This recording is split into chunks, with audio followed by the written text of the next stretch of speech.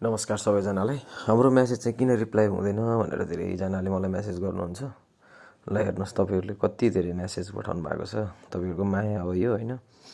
अब यो message reply गर्नलाई चाहिँ म अहिले अलिकति काममा पनि बिजी भएको हुनाले चाहिँ रिप्लाई गरिरहनु पाएको थिएन। सो आजबाट चाहिँ अब तपाईँहरूको काम मैले रिप्लाई गरेर चाहिँ सल्भ गर्ने प्रयास गर्नेछु।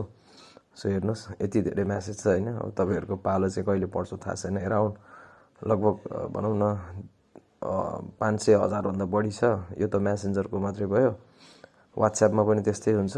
सो त्यो कारणले गर्दाखेरि चाहिँ अलिकति लेट हुनसक्छ सो रिप्लाई पाउनलाई चाहिँ। So stay weight.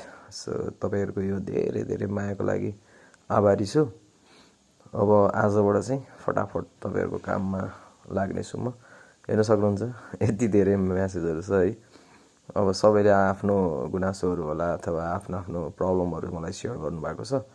सो अब चाहिँ कन्टिन्यू म तपाईँहरूको कामको लागि चाहिँ हाजिर हुनेछु। र अर्को कुरा चाहिँ अब युट्युबमा पनि रेगुलर भिडियोहरू आउनेछ।